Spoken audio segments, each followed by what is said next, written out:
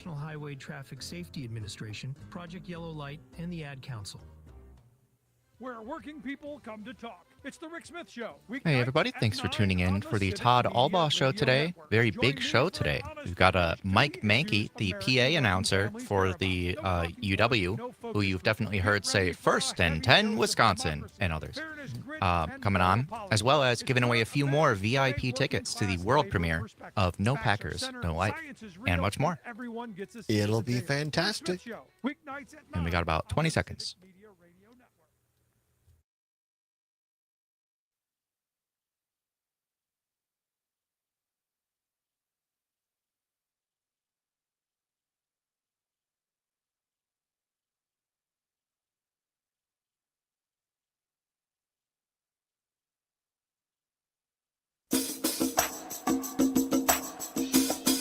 From the Civic Media World Headquarters in Madison, Wisconsin, it's the Todd Allbaugh Show.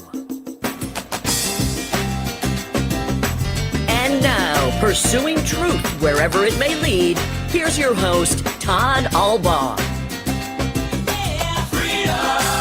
Across Wisconsin on the Civic Media Radio Network and streaming worldwide on the Civic Media app. Good afternoon, everybody. Todd Allbaugh along Mr. Aaron Zommers, our producer and engineer. It is 6 minutes past the hour of 2 o'clock on this TGIF Friday, October 10th, 2025. It is a great day to be a Wisconsinite. Welcome in, everybody, on this Friday. It is Homecoming Friday here at the University of Wisconsin-Madison in Madison. We are at the world headquarters of Civic Media, downtown Madison, the crossroads of State Street and Fairchild. A few clouds in the sky, a little rain moved through this part of Wisconsin earlier today, but our weather forecasting team says that is gone. Going to be a great UW homecoming parade down on Langdon and parts of State later on this afternoon and into tonight. If you're in the area, check it out. Be aware of a few road closures in downtown Madison because of it, but it's always a big family fun-friendly event. So University of Wisconsin Marching Band will be there. So get down there and check that out. Big show today. Can't wait. Lot going on. And but at the bottom of this hour, somebody who I've really wanted to speak with for a long time. Appreciate CP lining this up. Mike Mankey, University of Wisconsin Badger public address announcer. If you've been to Camp Randall for a football game, you've heard him say things like First and 10 Wisconsin, Ron Dane, other iconic calls.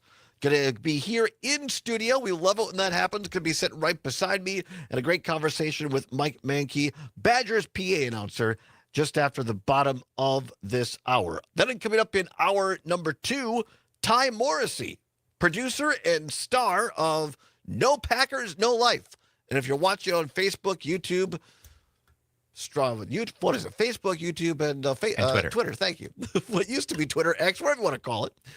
We got the poster right here beside me, courtesy of Sean Hanish, one of the other producers. It's a great poster. The Packers flag, the flag of Japan. Here, No Packers, No Life.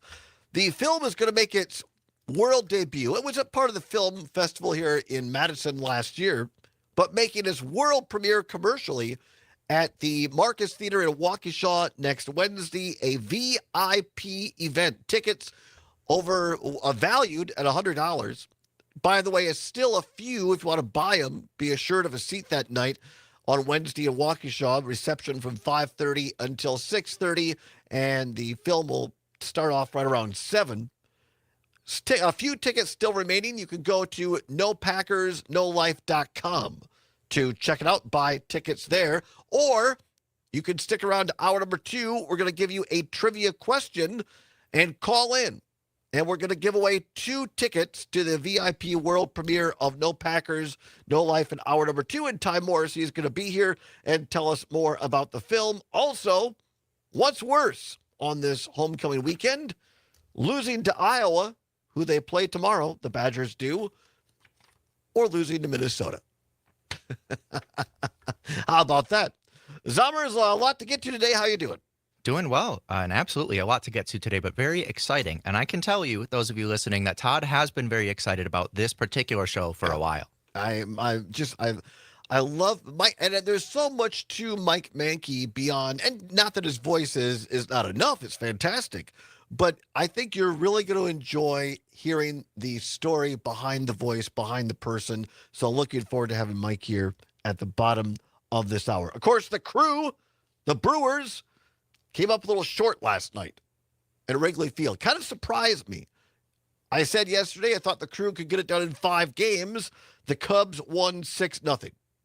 And once again, it was the starting pitching of Milwaukee that got shook. Freddie Peralta on the mound last night for the Crew simply didn't get her done. Had 3 or 4 runs against him.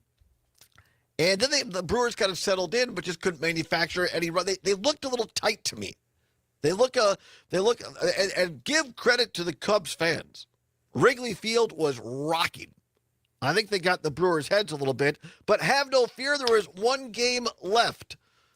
The winner advances to the National League Championship Series against the LA Dodgers, who beat Philadelphia last night. More on that weird game and how it ended last night. We'll talk about that a little bit later in the show.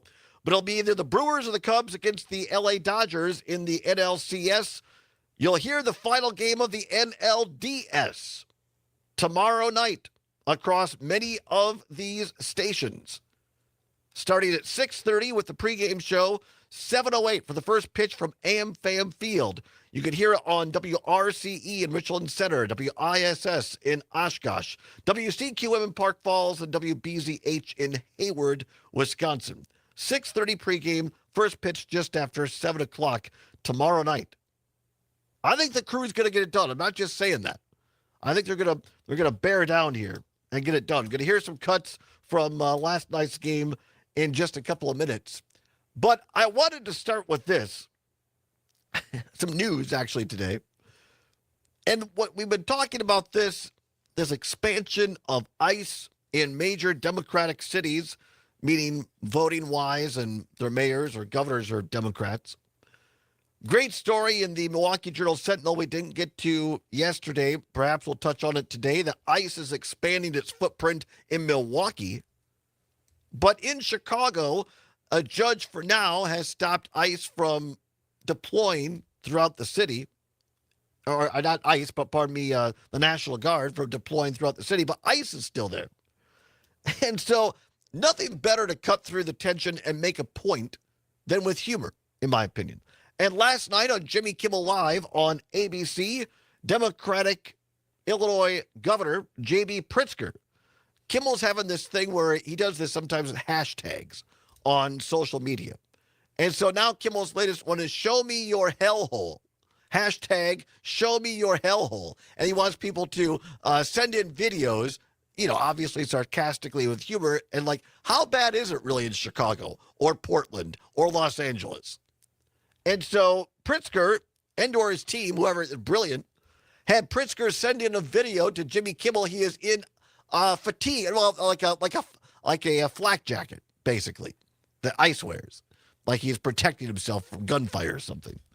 And he's on a very calm and beautiful part of downtown Chicago. And this is J.B. Pritzker reporting about war-torn Chicago. Also got a very special report filed by J.B. Pritzker, the governor of Illinois. This is J.B. Pritzker reporting from war-torn Chicago. As you can see, there's utter mayhem and chaos on the ground. It's quite disturbing. The Milwaukee Brewers have come in to attack our Chicago Cubs. We've seen people being forced to eat hot dogs with ketchup on them. And our deep dish pizza, has gone shallow. So it's a challenge to survive here in the city of Chicago, but there's no hellscape that I'd rather be in. Well, thank you, Governor. And please know that you and the Cubs will be in our prayers. So that's how you do it.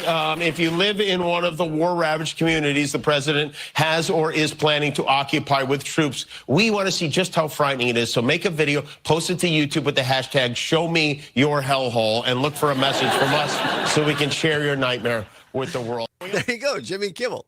I thought that was really well done. And credit Pritzker for taking a very serious situation, but making it in a humorous way to get your point across. I definitely agree. And I think sometimes using humor in situations like that can come across as condescending, but this doesn't at all. It's just funny and because lighthearted. Yeah, but the point is that Trump keeps saying that, well, I got to send these National Guard people because, it's terrible.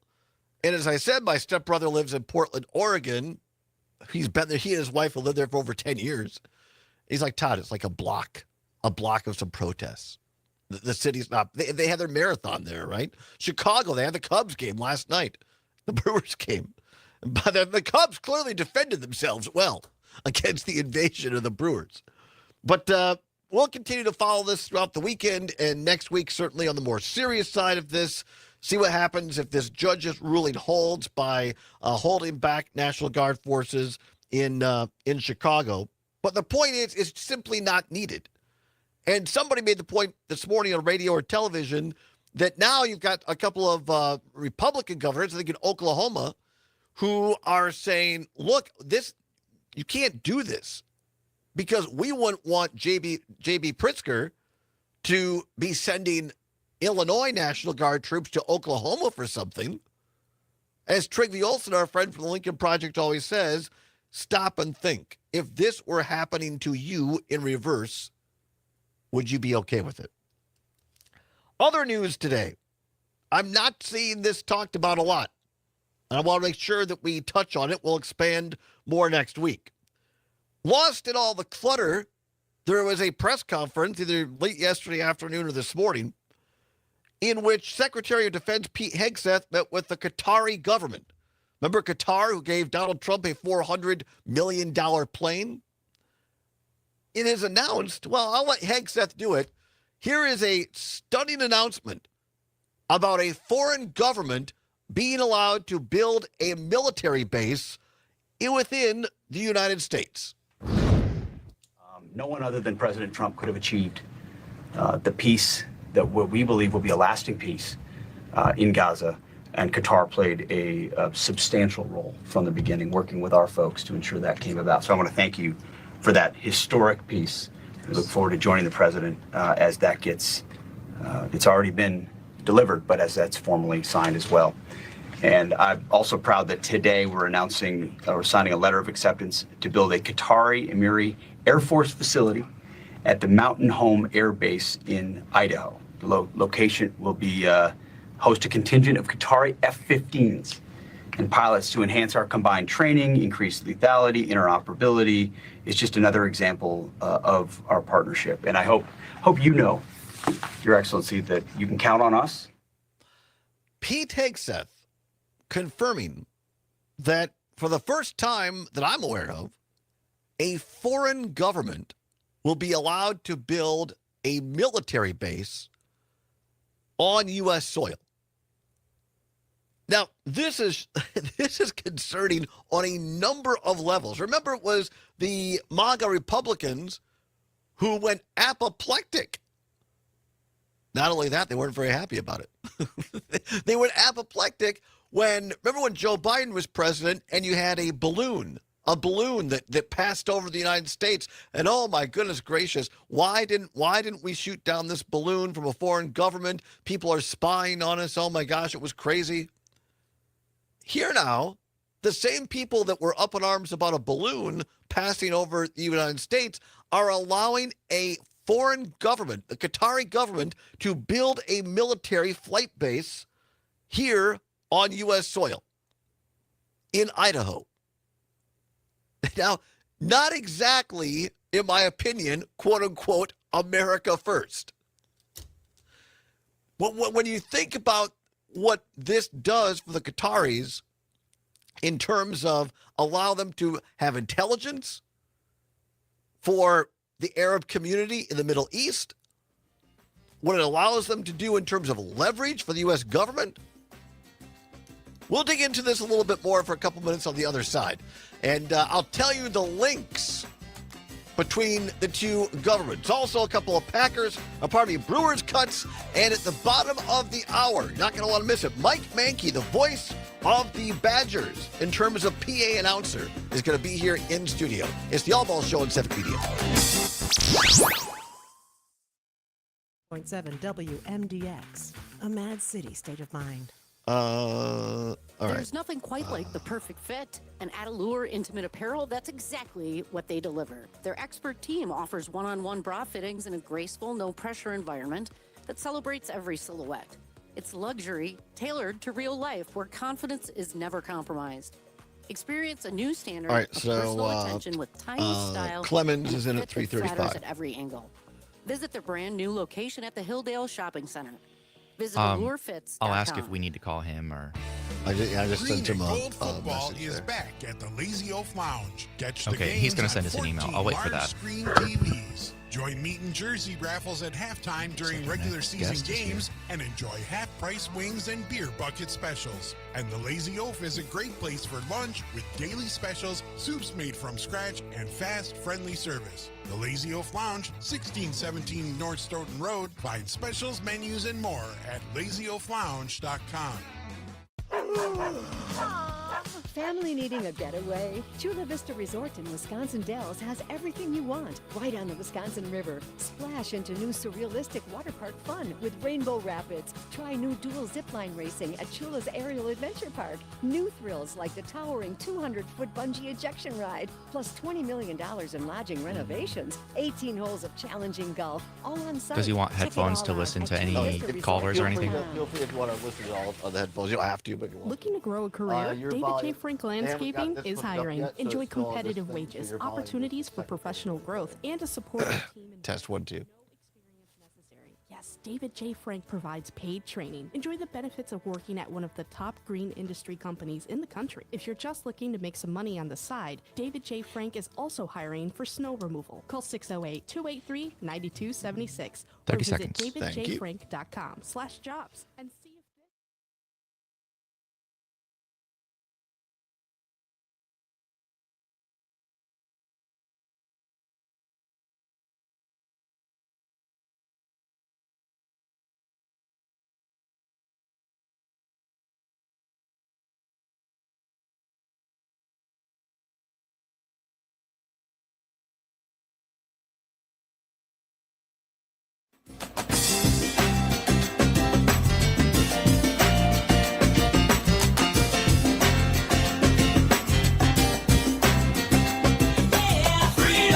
Pursuing truth wherever it may lead and having fun doing it. Welcome back to the Todd Allbaugh Show on the Civic Media Radio Network, where it is now 22 minutes past the hour of 2 o'clock on this TGIF Friday, October 10th, 2025, homecoming weekend. UW homecoming weekend here in Madison. Got my Motion W polo shirt on. Cannot wait. Coming up after the bottom of the hour, Farm News with the great Pam Yonke. Another great Mike Mankey, going to be sitting right beside me. Badgers PA announcer, the man behind the voice. So stay tuned for that. Right now, catching up on little news headlines, talking about what little talked about. I'm not sure why this isn't a bigger story, but Secretary of Defense Pete Hegseth announcing an agreement with the Qatari government. By the way, they happened to give him a $400 million plane. That for the first time in American history, they're going to allow a foreign government to set up a military base in Idaho on U.S. soil, being claimed it's like a joint venture or whatever. I'm a little blown away. Here's a Matt in Richland Center listening on WRCE off the text line. Says, quote, if Obama or Biden had done that, Fox News would be screaming, Shira law is here. The indoctrination has begun, unquote. I said that, you know, there was a big deal when Biden was president about a balloon flying across. And now the same people who are up in arms about that seem to be fine with a military base on U.S. soil. Interesting to note that both Pam Bondi, Attorney General, and FBI Director Kash Patel took hundreds of thousands of dollars from the Qatari government between the two Trump terms to quote-unquote lobby. As my old professor at UW Platteville, Jack O'Neill, was fond of saying. All comes down to that, the dollar sign. 855-752-4842, 855-752-4842. Let's go to the phone lines. Charles, listening in Milwaukee on WAUK. Charles, thanks for calling in. What's say you? This administration is just crazy. It's crazy. Every day there's something crazy that comes out about this administration. I mean, I'm not surprised. It was the same way when he was in the first time. But this is nuts. Are we for sale to the highest bidder? Well, was it the airplane that you give us this and we'll let you build a base? Here's the thing here's the thing gets me, Charles. Get your quick opinion. I want to do a Brewers cut here before we get out of here. But give me your quick opinion, Charles. Here's the thing. I don't care who you vote for, Republican, Democrat. I'm a big fan of veterans. Anybody who served this country is an American hero to me. And I would think this would be disturbing to people who have put the uniform on and stood guard and protected our freedoms to allow I don't care whether it's Canada or the UK, Japan. I just don't believe we should be letting foreign governments have military bases on this country's soil. What say you? No, we shouldn't. It's a slap in the face to the military, men and women that serve this country and the ones that died. There's no way that should be allowed. And like you said, this should be a way bigger story. Yeah. I mean, I get it. They're flooding the zone. I can't think of the guy's name that said it, but they're flooding the zone, so things just go by the wayside. Yeah. There's no way this should be happening. Appreciate the call, Charles. Have a great weekend. Watch some Brewers or Badgers. We'll kind of mellow out, but we'll continue to follow this over the weekend and come back to it on Monday. I want to play one Brewers clip here before the end of the hour. Again, the Crew lost 6-0 last night to the Cubs. Game 5 tomorrow. You can hear it across many of our Civic Media stations here in Richland Center on WRCE, WISS in Oshkosh, WCQM in Park Falls, and WBZH in Hayward. Christian Yelich, the leader of the Crew, put things in perspective. Here's Yelich last night after the loss. Kelly, we were here during that series in August where they won a couple in a row, and you kind of said some things at that time about just staying calm and confident. This is totally different because it's the postseason, but are there similarities to the message you gave then?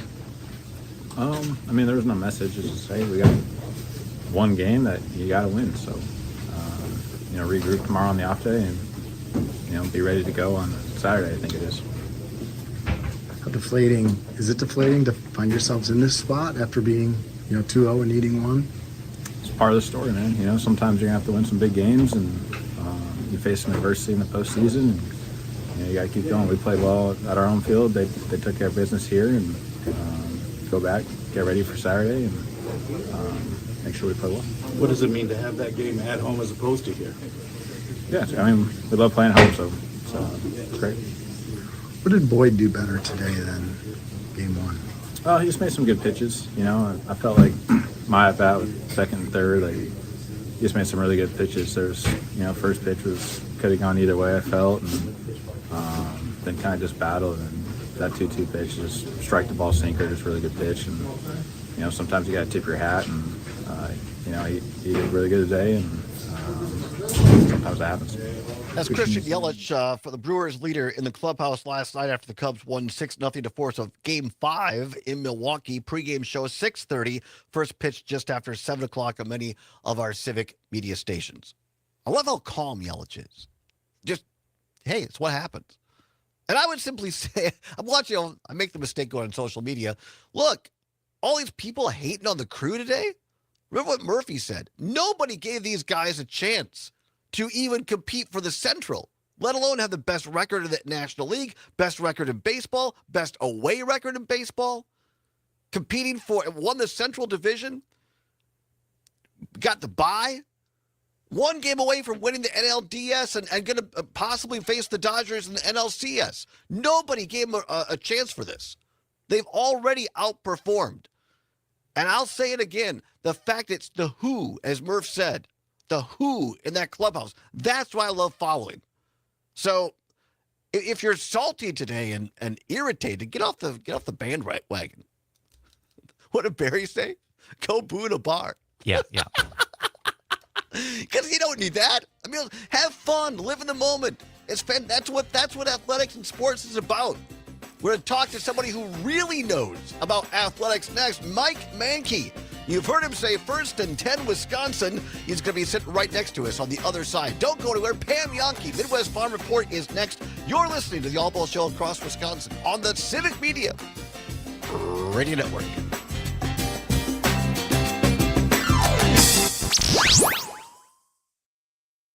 Where the cheese is sharp and the vibes are chill. Madison, Wisconsin. Students, government, lakes, and 92.7 WMDX. Wisconsin Department of Ag, Trade, and Consumer Protection announced yesterday they were suspending all poultry shows, exhibitions, swap meets, and movement of poultry in 4 southern Wisconsin counties. Catch is, they didn't tell the poultry show organizers. I'm Pam Yankee with a quick update on what's happening in food and farming news on a Friday. More on that next. Unique farming operations need unique financial solutions. Ag Country Farm Credit Services offers customized financing that fits any size farm, ranch, or agribusiness. The next time you're in the market for more land, equipment, facilities, or maybe even an operating loan, contact the team at Ag Country. They know agriculture and will work for you. Ag Country. Focused on ag, focused on you. Ag Country is an equal opportunity lender. Dan Schwant of the Beaver, Pigeon, and Bantam Club says he's mad. They had a show scheduled for this Saturday at the Jefferson County Fair Park and found out through friends that the show was canceled. He said he received no notification from the Wisconsin Department of Ag, Trade, and Consumer Protection. I already started with the setup process. I already had emptied all the cooping out of the semi-trailer, and then all of a sudden a friend of mine messaged me and said, "Hey, did you see what the dash cap did?" And so that was news to me, and I was like, what?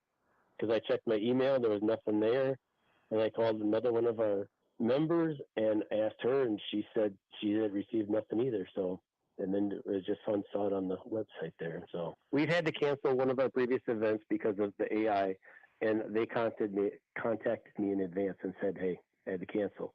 Or this time I had nothing. That's a surprise. Dan Schwant, the secretary of the Beaver, Pigeon, and Bantam Club, they were having their annual fall swap on Saturday. But now the Department of Ag, Trade, and Consumer Protection suspending all poultry shows, exhibitions, swap meets, and movement of poultry in Jefferson, Waukesha, Walworth, and Rock counties until the end of the calendar year. More at MidwestFarmReport.com. From mealtime to snack time, Pork has got you covered. Toss chops, rice, veggies, and seasonings in one pan for a weeknight flavor that gets everyone excited. Or add Italian sausage to soup for instant comfort food vibes. It's flavors worth sharing around the table because when pork's involved, every meal becomes the main event. For more crowd-pleasing recipes, visit TasteWhatPorkCanDo.com. This message brought to you by Wisconsin pig farmers and the Pork Checkoff. And congratulations to Kurt Larson from Reedsburg. He's been selected as the new president of the Wisconsin Beef Council Board of Directors. Larson is the current president, CEO of the Equity Cooperative Livestock Sales Association. He'll also act as the state's Do you want the representative mics on right now? Federation of State Beef Councils. There's food news on a Friday. I'm Pam Yankee. Any requests, Mike? Any music requests? Well, your walk-up music? Any music requests? My tastes are very diverse. There's kind of a running joke that Steely Dan is one of, because I know a number of band members in Steely Dan, and I'm kind of like a fan What's your of favorite theirs. Steely Dan too? Dirty Work is one of my favorites. Very But good. I can do anything. I mean, you can dial that up. Yeah. Zombers is the best. Look at it. Look at that dialed up. Look at that. See? Perfect. Amazing. Terry Barr watching Mike. Hi, Terry. Yes. Terry, and hearing Pam Yankee's voice too. We've done work together Yeah. before. Yeah. Well, they're we both know the a lot best. of the same people, Todd. We do. We do, yeah. absolutely. This is it. Weekday mornings, 6 to 8 on 92.7 WMDX and the Civic. And just make I am proud Mike Mankey, correct? All right. That's always my fear. That works. I spent a half an hour calling somebody the wrong name. No, that's perfect. That's perfect. 11 a.m. to 2 p.m. Covering the news of the day and All right, back in 30 seconds. Thank you.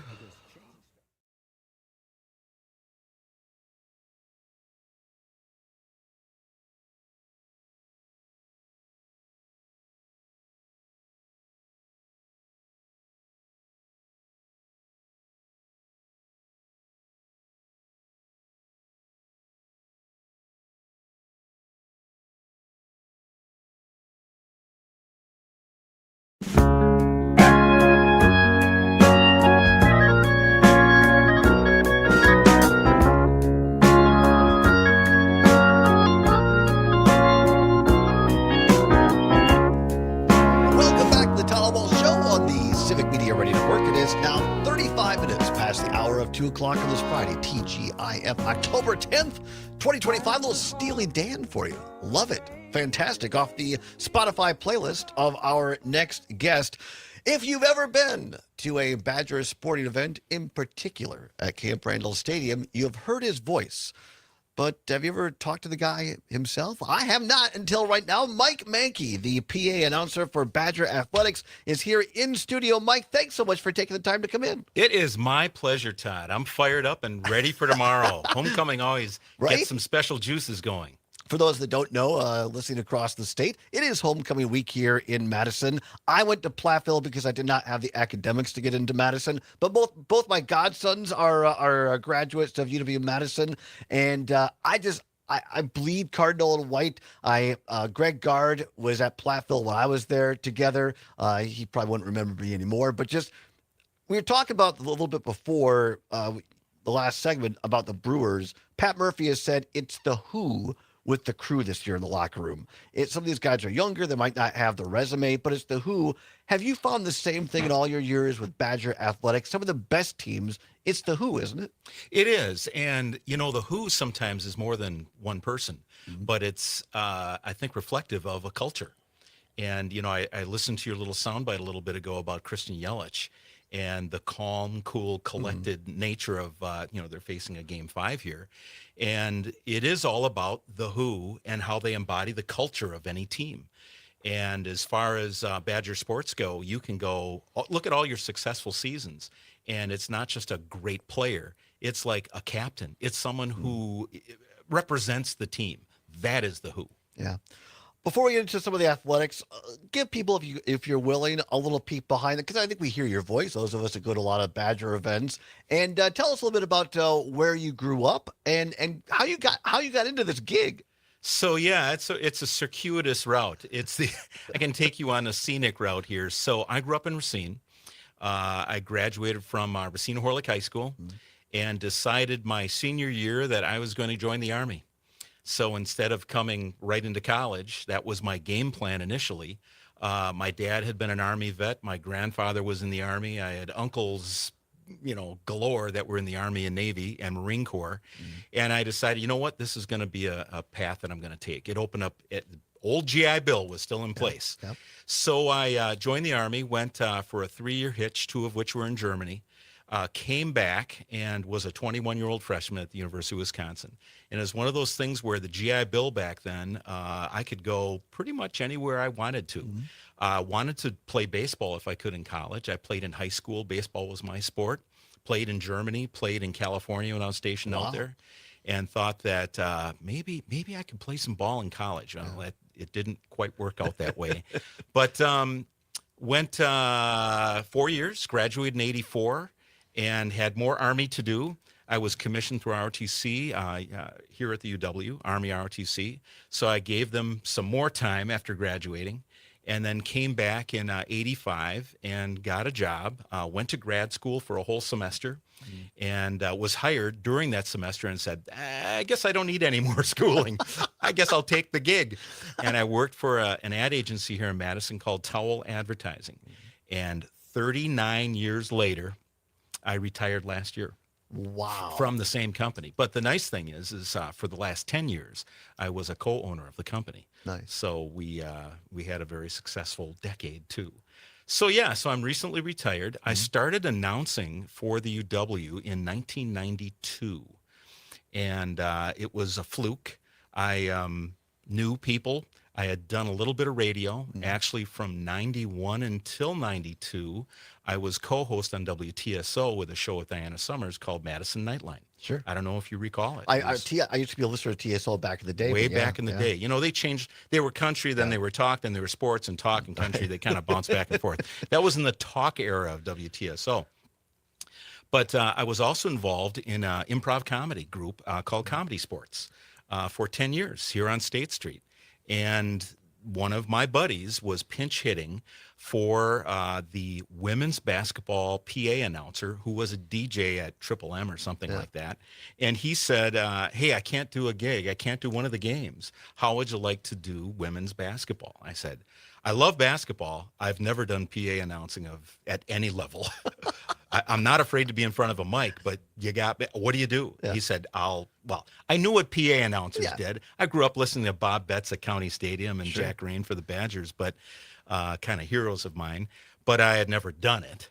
And I showed up, I did it. They said, this is what you do. And after the game, they said, how'd you like to finish the season? Oh, and by the way, how'd you like to do some volleyball? Wow. So I've never even seen volleyball. It's okay. We'll show you what to do. So in 92, I finished up the women's basketball. I started doing volleyball, and I did both women's and basketball and volleyball for 4 or 5 seasons after that. Yeah. And then football came along. Jack Rain, God rest his soul, he passed away in early 1994 in the beginning of the men's basketball season. And so I took that season and started football the next year. So, and I did men's hockey. I forgot about that for about 4 seasons. Incredible. So for like a year or two, I was doing women's basketball, volleyball, hockey. There wasn't a women's hockey, so hockey, football, and men's basketball, the 5 sports. And I had to make a decision because the kids were coming along, our family was growing, and I did have a real job.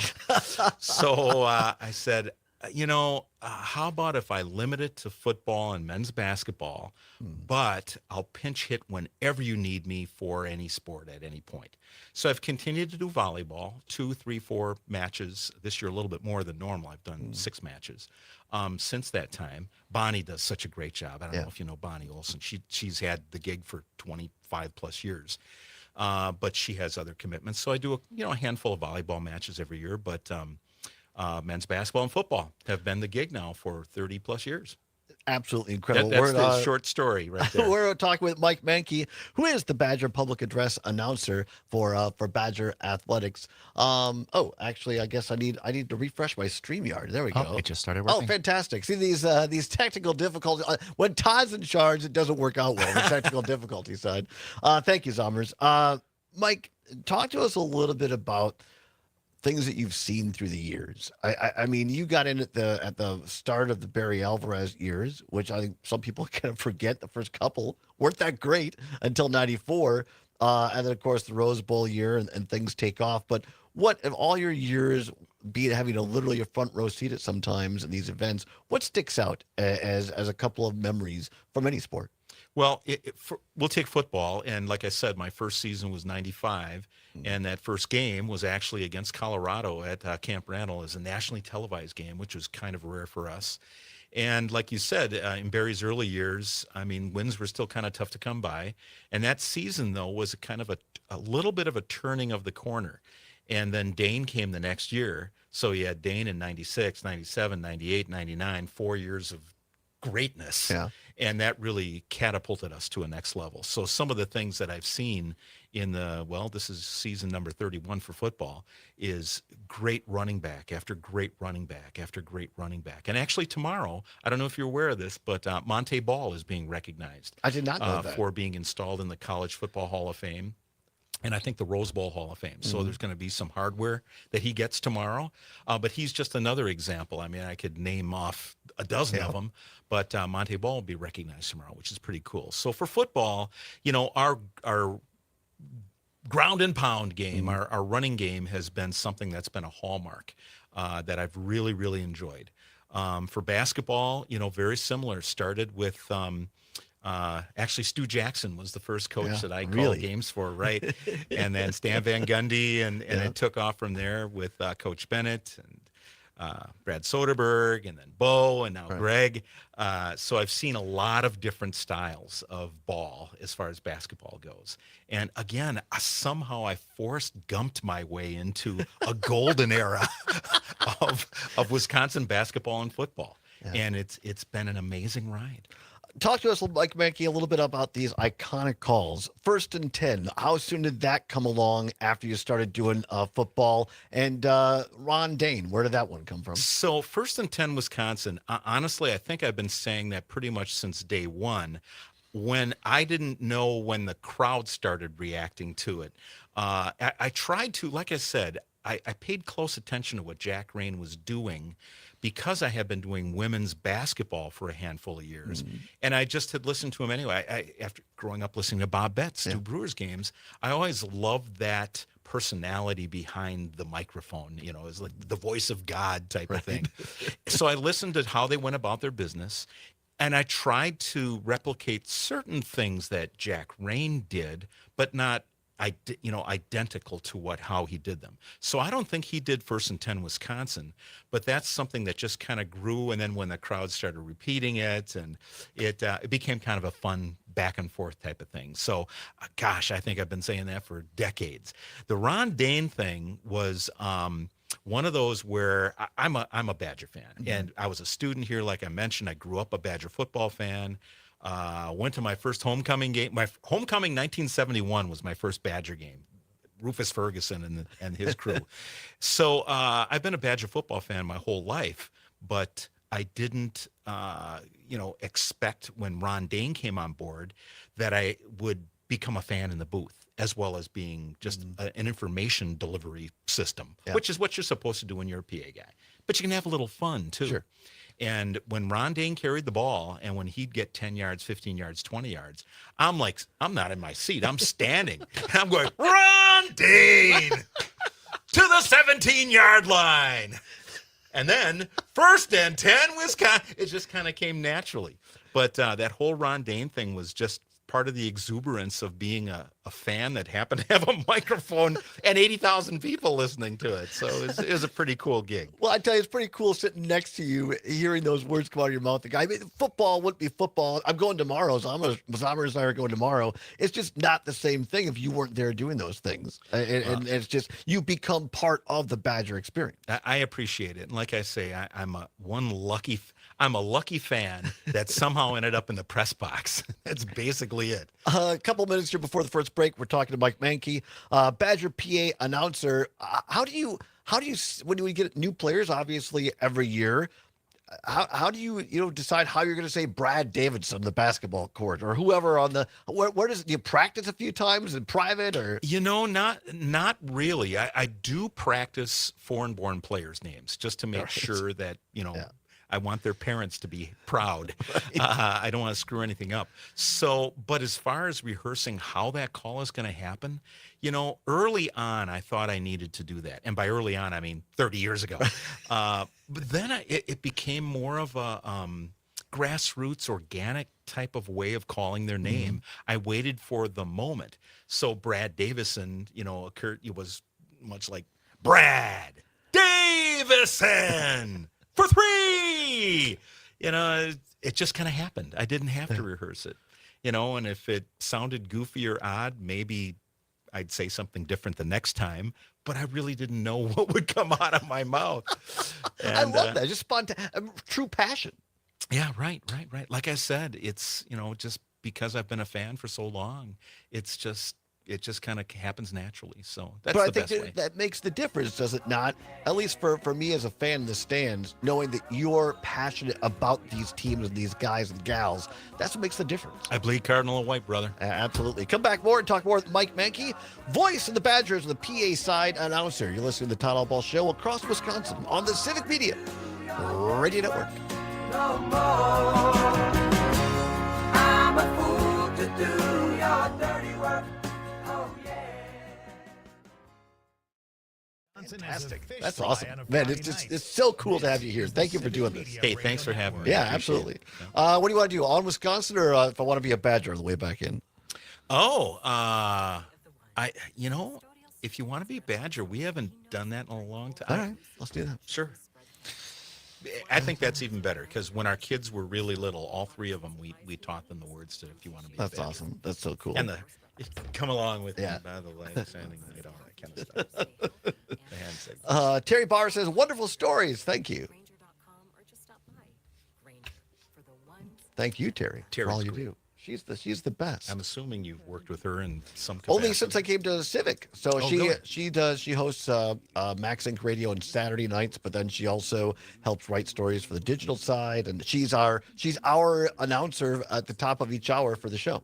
Oh, okay. So I All get the right. pleasure and honor of being introduced by Terry every day. So She's a legend. yeah, Plus, she makes appearances on every show we have, pretty much, and all kinds of other stuff.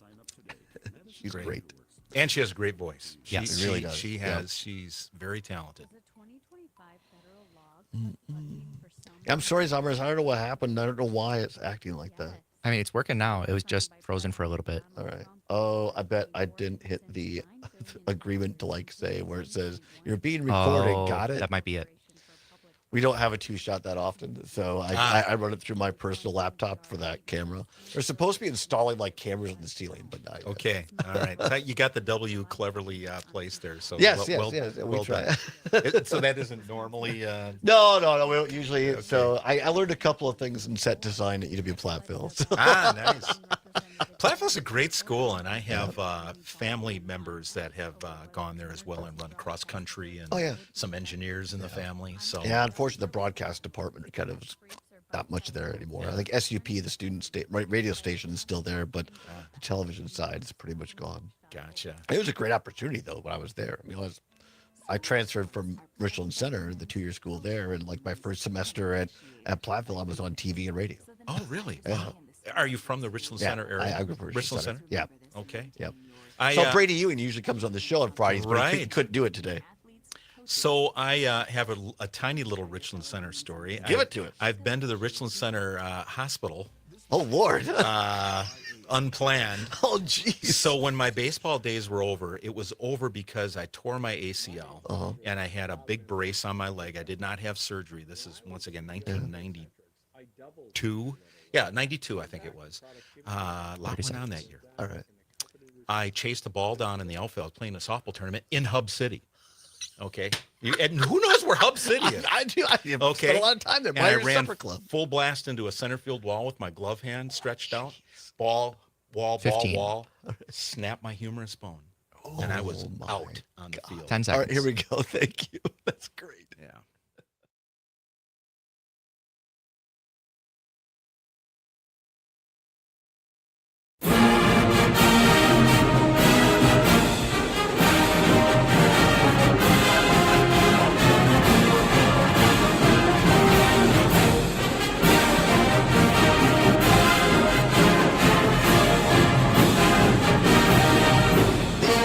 Wisconsin marching band under the direction of former professor Mike Electro. Well, he's still a professor, but not the director of the band anymore. With a little, if you want to be a Badger, come along with me. No better Badger to be talking with on a Friday of homecoming week than Mike Mankey, Badger's PA announcer, alum of Wisconsin. Thanks for your service, Mike, for ROTC and beyond. We are big on veterans here on this program. So, well, thank you. Thank you. I appreciate it. It was a good gig. 17 years worth of Army duty, and and also we don't really have time to get into it now, but we'll look at the stream. If you missed it during the commercial break, that's why you tune in between commercial breaks on the stream.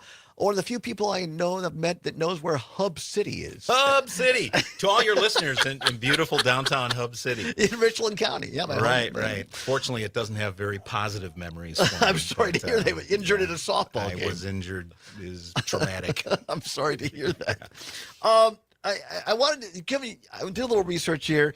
You have a really cool connection to Camp Randall, and that you had a family member that served there, I believe. Right. Tell us a little bit about that. So we're talking in between, we were talking a little bit about why I went in the Army, the fact that my dad had been, my grandfather had been, other family members. But when my family first came over from Germany and settled in the Sheboygan and Manitowoc area, they came over from Germany in the 1800s, chiefly to escape revolution and war in Germany, only to have one of my great uncles volunteer for the Wisconsin infantry.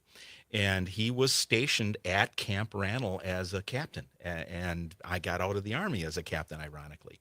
So I did not know that until I did some family genealogy work and almost fell off my chair when I discovered that back in 1864, he was stationed here when it was an actual camp. Right. And, I just think it's incredible to have a relative who was stationed there in the Union Army, and now you're there every Saturday home game in that exact location I know. calling games.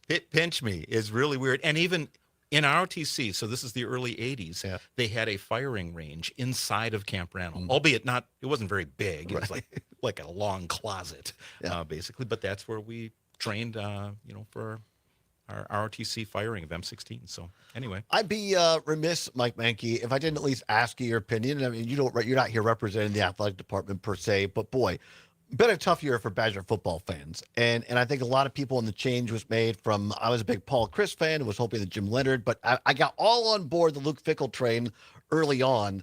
And boy, it's been tough to watch. And we've had Brady Ewing and we've had Joe Thomas on this show. And I think for those who played, they keep saying just the culture. And what's it like for you? You're not in the locker room per se, but what's this season been like for you and even the end of last year? Well, I don't know if it's good or bad, but I'm an optimist. I'm the half glass full guy when it comes, especially to Badger sports. It's been challenging for sure. The biggest challenges have been, especially last year, losing to Iowa the way we did and losing to Minnesota the way we did. The rivalry games are the ones that I think probably mean the most to me. That's why tomorrow is such an important game. So I don't know if tomorrow's a must-win game. Yes, I do. Tomorrow's a must-win game, and so is the Minnesota game. Those are two games like I really, really want to win. So it's been kind of tough, but I keep hoping that we turn the corner and things start to gel. Again, injuries always play a role, but they do at every level. You look at the Packers; their injuries on their O-line have caused a little bit of havoc lately. How do they lose against the Browns? And how do they tie the Cowboys? Right. I mean, it's so I know that they're kind of circling the wagons as well to a degree. But I think when it comes to just looking at how the landscape of college football is developing here, the last couple of years especially, depth becomes such a critical issue. And depth for us on the offensive line seems to be the thing that we're lacking most. The halves, the Ohio States, the Oregons, the Michigans, you name it, those are the teams that can throw enough money out there to have depth at their two deeps. We come from a slightly different landscape. So I think we've got to understand that it may take a little time. It may take a lot of money, but I would still, I don't like to hear fans say fire Fickell or boo the team when they come off the field. I understand why they're doing it. I really just don't like to hear that. Yeah, I think especially the players. I mean, even though there's NIL now, I mean, those guys and gals, they're working their butts off. Nobody's coming on those fields or on those courts trying to lose. Mm-hmm. I mean, you see it you see it close up. Absolutely, they're the last people that want to come off the field to that. Right. And again, it's been a little chaotic. I mean, some of the things we've seen on the sidelines and even the games have not been really torqued down. But hopefully tomorrow we turn the page. 1 minute left. Mike Mankey, what have I not asked you? You want people to know. What have you not asked me? What I love about football Saturdays. What do you love about football Saturdays? Let me ask Days you. like this, golden leaves, crisp, clean air, my UW hoodie on, and hanging out with family and friends. And I do too. And I love night games on football Saturdays where the sun is down and we'll have fireworks over Camp Randall. And then you can also hear my 1st and 10 Wisconsin reverberate off of all of the roofs of homes in the Monroe and Regent Street neighborhoods. I've heard it before. We'll hear it again tomorrow. You can hear the game on many of our civic media stations. Pre-game show tomorrow starts at 4 o'clock with the kickoff at Camp Randall just after 6. Iowa visiting Wisconsin. Mike Mankey, thank you so much. Come on back soon. There's so many more things we'd love to talk about with you. Todd, I'd be happy to. Quickly, we're coming up next hour. We do a What's Worse every day. Today's What's Worse, losing to Iowa or losing to Minnesota? They're both distasteful. In football. Man, losing to Minnesota's Totally agree. It's the axe. It's all about the axe, right? Right. And PJ Fleck. And Peach, the Flexter. The Flexter is taking on the Fixlers. All right, Mick Mikey, thank you very much. Appreciate you. You're right, part brother. of what makes Wisconsin Take great. care. All right, thank you so much. Hour number 2, straight ahead on the Civic Media Radio Network.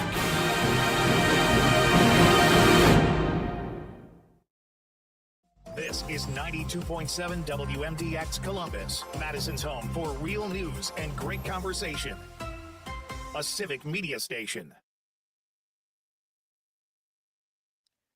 ABC News, I'm Michelle Franzen. Police in Tennessee trying to determine the cause of a deadly blast today at a manufacturing plant about 50 miles southwest of Nashville. At least 19 are still missing, and officials say there are multiple deaths. A large area of land is burned out on fire after the explosion. Cars destroyed. Accurate. And we'll only play it during when we talk about sports. We won't Sure. News. That's very kind of you. Zombers, can we record that? All right, there we go. You're listening to the Todd Allbaugh Show, where it's always 1st and 10 Wisconsin. Look at that one take. He's a pro. Thank you. I really appreciate that. You bet. All right. Oh, my God. That's amazing. No, I'd love to have you back because you're just obviously easy to talk to. Military members are receiving only partial paychecks. And on Wall Street, stocks falling sharply after President Trump signaled steep tariff hikes against China. This is ABC News. Hello, Ty. I'm Todd's producer, Aaron. He will be here to talk just shortly. Is your last name just pronounced Morse? Yep, just like Morse code. I figured, just wanted to make sure. I'll let him know. And then, just so you know, we are live streaming on social media right now. So during the breaks, there's still that, but we're not broadcasting over the air. Anyway, I will let him know we've got you here. Just a second. Awesome, thank you.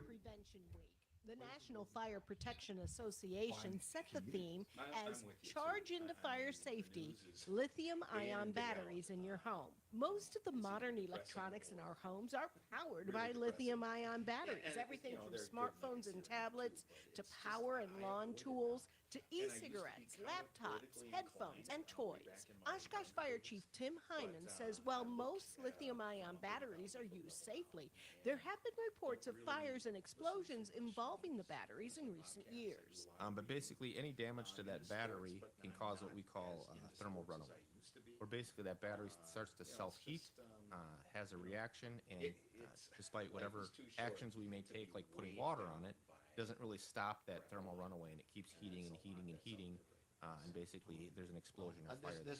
Hyman says not to overcharge batteries. Always use the cables that come with the product, charge on the surface, and make sure to dispose of or recycle batteries correctly. Lithium-ion batteries aside, Hyman said the most critical thing for fire prevention and safety is a working smoke detector. I cannot stress how important those are, and based on real life outcomes where we show up, and if you have working smoke detectors that have alerted you to get out versus the homes we go to that don't have working smoke detectors, we see dramatically different outcomes. For more news from around Madison and all over Wisconsin, head to our website, WMDXradio.com. I'm Savannah Tomei-Olson, 92.7 WMDX News. The Cubs and the Crew at 2-2. Hi, I'm Mike Clemens with sports baseball. It happened again. First inning, the Brewers' Freddie. Testing 1, 2. Hey, there you are. Ty, how are you doing?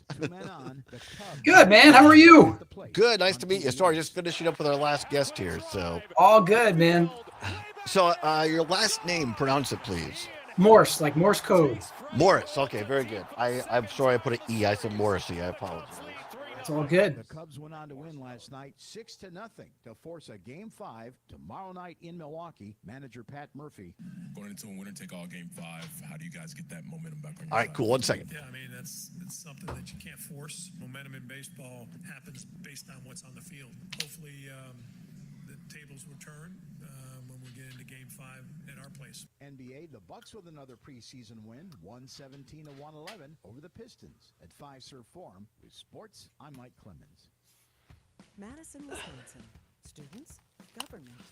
All right, so we'll do a quick show open for this hour, and then we'll get into a little conversation with you.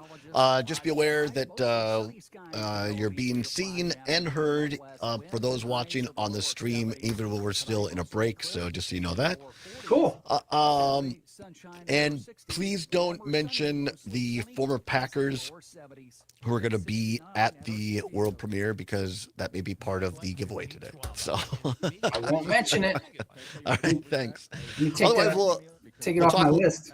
All right. Well, we can talk Eventually, about, they'll come up. eventually, yeah. Then we'll do the where you guys, so kind Mark was able to give us some tickets, so we're giving those away yesterday, today, and on Monday on the show to kind of gin up interest on that. So cool.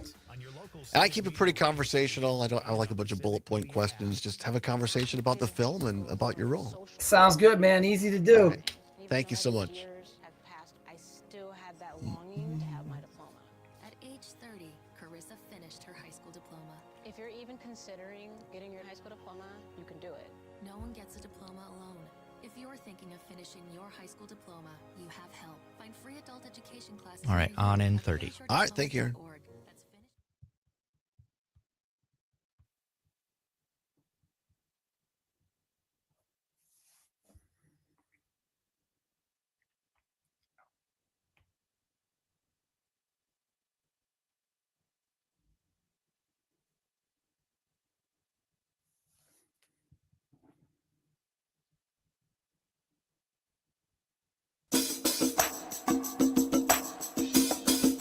From the Civic Media World Headquarters in Madison, Wisconsin, it's the Todd Allbaugh Show. And now, pursuing truth wherever it may lead, here's your host, Todd Allbaugh.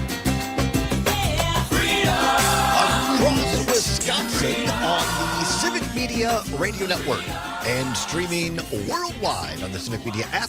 Good afternoon, everybody. Todd Allbaugh, along with Mr. Aaron Zommers, our producer and engineer. It is 6 minutes past the hour of 3 o'clock. Welcome into hour number 2 of the big broadcast on this Friday, TGIF, October 10th, 2025. It is a great day to be a Wisconsinite. Welcome in, everybody, the world headquarters of Civic Media, downtown Madison, at the crossroads of Fairchild and State Street. Beautiful day. Let's take a quick look out at the old Sam Davison street cam out there. Look at that. Sky is out. Leaves golden yellow. People mulling about, getting ready for the big homecoming game. Wisconsin hosting Iowa. Tomorrow, you can hear that game across many of our stations. Tomorrow night, pregame show starting at 4 o'clock with the kickoff just after 6. Many thanks to Mike Mankey. How about that, Zommers? That was fantastic having Mike here along with us. It really was. And the thing that struck me the most is you've said since I first met you that the best thing you can be in broadcasting is genuine. And that really came across from him, and it explains why he's so good. Great guy. He's himself. And those football and Badger basketball games would not be the same without hearing his voice. So many thanks for him to stopping by today. Coming up at the bottom of this hour, just after the Farm Report, late entry onto the rotation today. Cannot be happier about it. Our sports reporter, Mike Clemens, going to be coming to us from Green Bay, Wisconsin at Lambeau Field, where the pressers are underway for this week's game. It'll be the Green Bay Packers taking on the Cincinnati Bengals. 1 o'clock start time for the pregame show there on Sunday, October 12th. And speaking of the Packers, we are so happy, so honored to have our next guest here joining us via StreamYard to talk about this great film, the poster of which is right behind me if you're watching on the stream. No Packers, No Life. It is Ty Morris, who is the producer and star of the film No Packers, No Life, joins us. Ty, thank you so very much, and welcome to the show. Thanks so much for having me. Fired up to be here. We're fired up to have you here. I'm thrilled. I've seen the trailer of the film. It's so cool. And we're going to give away, you guys at the film have been so kind and generous. We have 2 VIP world premiere tickets we're going to give away here in just a couple of minutes for the world premiere next Wednesday, October 15th at 5:30 at the Marcus Theater in Waukesha. By the way, folks, you can still a limited number of those available, and part of the proceeds go to the Boys and Girls Club of Wisconsin. You can find it at nopackersnolife.com. But I'm thrilled about this film. Ty, you're the star of the show. How did you come up with the idea to make this film? It was all by accident, and I wasn't supposed to be the star either, but I just happened to be the person that stumbled upon the Japanese Packers cheering team in Tokyo on that fateful day. So it just happened to be me, and 100 plus visits to Tokyo. There's 40 million people. The chances of me stumbling upon these guys, it's nearly impossible. But it happened. So here we are. 7 years later, we have a film of it. I think it's incredible. And tell people who weren't with us yesterday when Sean Hannish was with us, but tell us the quick version of meeting at the intersection in Tokyo and how this really started. Yeah, it's wild. Again, I'm in Japan all the time. Never seen a Packer jersey in Japan ever. On any given street, there's 100 plus bars on any block in Tokyo. It's like, if you've never been there, it's like Manhattan, except in 2 hours in every direction forever. Right. And on this day, we had just come from a cherry blossom festival. We were hanging out in the park, having some beers, playing some music, and we were going to karaoke. We were getting ready to go sing some Bon Jovi songs, man. And we roll into karaoke, and I see this dude with a Favre jersey on, and I just kind of whisper. I'm like, what? I'm like, is this real? I'm like, go Pack, go. And the guy turns around. He's like, go Pack, go. And I'm like, go Pack, go. And then he goes, go Pack, go. And his English wasn't great and my Japanese isn't great. So I was so fired up to see a Packer fan. We just literally for the next 20 minutes spoke in a language of the past 40 years of Packer players. So it was just back and forth naming players. And as we're doing this, all these other people, guys and girls, coming out of the woodwork with jerseys on. And I'm like, what is this? And they're like, we are the Japanese Packers cheering team. That's incredible. I mean, I never knew this existed before I heard about this film. I mean, and talking to them, they just exuded with this passion. And I'm like, what are you guys doing here? And they're like, we're getting together. I'm like, it's not the season, it's spring. They're like, no, we're getting together to watch our favorite game from the fall. So they're just coming to hang out to watch a game. And they were in karaoke because you can rent out these rooms and you have a party in these rooms and they have all these screens. So we're going to sing. These guys are going to watch the Packers. And I'm like, well, I mean, how many games have you guys been to? How'd you get in the Packers? They're like, no, most of us have never even been to America. We've never been to a game. And that's when this whole story kicks off, right then and there when we met. I'm like, well, we have to fix this. So we're talking to Ty Morris, who is the producer and a star of No Packers, No Life. You can find more about the film at nopackersnolife.com. So was it your idea to put this pilgrimage to the football mecca together? Yeah, basically. I mean, I've spent my entire life. I have many friends that are more talented than me, and I've spent my entire life recruiting them for projects. So I've been a fan of movies, but I have no idea how to make one. I have a production company, but I'm usually supporting, again, more talented people, and I do the same thing with my record label and most of the projects. And as I'm talking to these guys, I'm like, oh my gosh. Well, first I'm not thinking about a movie right away. I'm thinking we have to get these guys to Green Bay. They have to go to a game. Like, they're rabid fans. They're talking about the Packers. And I'm like, man, you guys are so intense. We got to get you there. And then as I called my childhood friends, Brandon Grant and Jay DeMerit, back home in Green Bay that night. And I said, I just ran into these guys. We got to bring them to Green Bay. And then as we started figuring out how to bring them, I'm like, we have to document this. And then I started roping in my friends that know how to make a documentary. Well, I can't wait for Wednesday night. We're going to do our show live from the Marcus Theater in Waukesha. Hope to have you on then next week on Wednesday as well. And let's do a little business here. This is why we've been promoting this. All right, Somers, here we go. Time to play No Packers, No Life giveaway. Here we go. All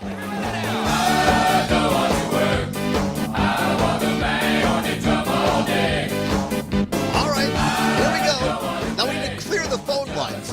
We got to clear the phone lines. We can't have people waiting on the phone lines. All right, sorry to anybody who might be waiting. I'm about to drop your call. We're going to clear the phone lines to give everybody an equal opportunity here. All right. All right, so here's how it's going to go. The producers here, the promoters of No Packers, No Life, have been so kind that we are going to give away 2 tickets to the world premiere of No Packers, No Life. Here's the caveat. You must be able to go next Wednesday, October 15th. The reception starts at 5:30. The movie starts just before around 7 o'clock. Is that right, Ty? Yep. All right. So you got to be able to go. All right. That's number one. So we're going to give you a trivia question, and the first caller, we're going to take you in order that you call in. First caller with the right answer wins. All right. Here's the question. On yesterday's show, Sean Hanish announced a third former Green Bay Packer player will be at the VIP world premiere of No Packers, No Life. Name one of the 3 players. 855-752-4842, 855-752-4842. Again, on yesterday's show, Sean Hanish announced a third former Green Bay Packer player will be at the VIP world premiere of No Packers, No Life next Wednesday in Waukesha at the Majestic Theater of Marcus. Name one of the 3 Green Bay former Packers that will be there. 855-752-4842, 855-752-4842. Once again, phone lines lighting up like a Christmas tree, Ty. This tells me a lot of people are excited about this great movie. Let's take our first caller. All right, caller, who is this and where are you from? Hello, you're on the air. Hello, this is Jim in Brookfield. Jim in Brookfield. All right, Jim in Brookfield, listening on WAUK. Yesterday, Sean Hanish announced one of a third former Green Bay Packer will be at the VIP world premiere on Wednesday. Name one of the 3 players. He mentioned they probably will get Amon Green as a third. Antonio Freeman was definitely one as well. You are absolutely correct. Nice job, Jim in Brookfield. Obviously a listener to the show. It's Antonio Freeman, Amon Green, and George Kuntz are going to be there. Sure. Jim, can you go next Wednesday? Definitely. My wife and I can definitely make it. We're right here in Brookfield, and it's just, well, it's on the other side of Brookfield, but we definitely can be there. Fantastic. Well, don't hang up. We're going to get your information. Zommers will get it off the air. You'll be able to meet Ty and the former Packers, get some great food and drink, and most importantly, be one of the first people in the state of Wisconsin to see this great film. Congrats, Jim, and thanks for listening on WAUK. You're welcome. Thank you, Todd. All right, thank you. There you go, Ty. The public is excited. I love it so much, man. I cannot wait till people see this movie. I cannot wait. Well, I'm sure, we went through this with Sean Hanish and Paul Giacone Berry, who I know are involved in this film, and also Kelly Call on Just a Bit Outside. But I know as filmmakers, you guys watch this thing several times trying to get it right. What, as you continue to watch this film, what is something that really stands out to you? And you're like, man, I hope people get that part. I mean, there's 2 layers that stand out to me every time. And I mean, I've gotten to enjoy it also, I have to say, from a different perspective, because I'm not the director, because Craig Benzine directed it. I've been able to, see slower iterations of it. And so it's been a different process for me. But what I've gotten to see and what I'm excited for people to see is there's a Wisconsin story, a story about our state, our team, who we are, what we are as a state, what type of people we are. And then there's a universal story about people from all over coming together, regardless of culture, distance, language barrier, and finding amazing community and love, honestly, just camaraderie over something completely unexpected. And every time I watch the film, I see both of those layers. I see the state I grew up in and the things I love, and then I see a universal appeal to the entire world. I think this is a great lens to look at something that we all grew up with, but through the eyes of somebody who looks at it totally differently. And I can't wait to see this film. Again, limited tickets on sale for next Wednesday's world premiere at Marcus Theater in Waukesha. Go to NoPackersNoLife.com. And then it opens up in southeastern Wisconsin, also Green Bay, Madison, and Gurnee, Illinois. going into enemy bear territory. I love it. And you can find tickets at marcustheaters.com there as well. And hopefully, just a bit outside, it keeps on growing and you go to more theaters. But I hope people get to the world premiere. Again, the $100 ticket, part of that goes to Boys and Girls Club. So thank you for helping out a great cause. And if you didn't win today, folks, join us on Monday. We're going to give away 2 more tickets. Ty, congrats on this film. Thank you so much for joining us today. Thanks so much for having us. I'm excited for everybody. World premiere is going to be awesome. It's going to be one big party and celebration. So thanks for having me here. Well, we can't wait to join you next Wednesday. And again, you all listening and watching can buy tickets at NoPackersNoLife.com for the world premiere and at Marcus Theater's website for the showing in Marcus Theaters across Wisconsin after that. Ty, we'll see you next Wednesday. Thank you so much. Thanks, Todd. Take care. Our pleasure. Come on back. We'll do a little What's Worse for You involving Badger football. Don't go anywhere. It's the Allbaugh Show on the Civic Media Radio Network. That was amazing, Ty. Oh, he's gone already. Yeah, he had to hop out right away, I guess. But yes, that was great. And Jim, I will get your information in just a second here. Or you can choose the One of Us candidate. Hi, I'm Ryan Sternad. I work for a living. Sure, I don't have elected experience, but I do have working class experience. Wouldn't you want your governor to know what it's like to be in your shoes and to govern that way? For more, go to ryansternadforgovernor.com. Paid for by Ryan Sternad for Governor.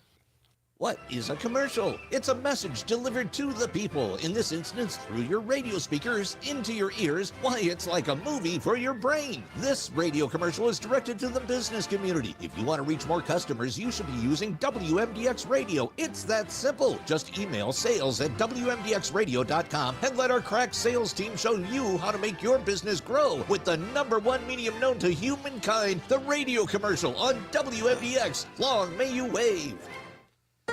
This is Chad Spate. Sometimes I'm overwhelmed by the hatred and misinformation that consumes our world, but I also know that we cannot build a house of justice and inclusion on a foundation of hatred and lies. We have to practice what we preach. At Chad's Design Build, we confront injustice the same way we confront a poorly built home, with love, compassion, intelligence, and persistence. We engage our community the way we engage our clients, with honesty and humility and the dogged determination that we can do better. Chad's Design Build, remodeling done well with love. Streaming TV is where it's at. It's not about cutting the cord anymore. It's all about your customized TV options. With the best and cheapest high-speed internet and your own TV subscriptions, we've got your dream TV lineup. Between wired and satellite internet and TV, save money and get more internet speed and better TV today by calling the Whole Home Connect. 800-217-9129. 800-217-9129. 800-217-9129. You can find monster savings throughout October at Burlow Mattress of Madison. Save on mattresses, platforms, bed frames, sheets, pillows, and more. American made, locally crafted. We got our first What's Worse text that came in earlier is from yesterday's winner. Oh, very good. Anyway, here we go. All right.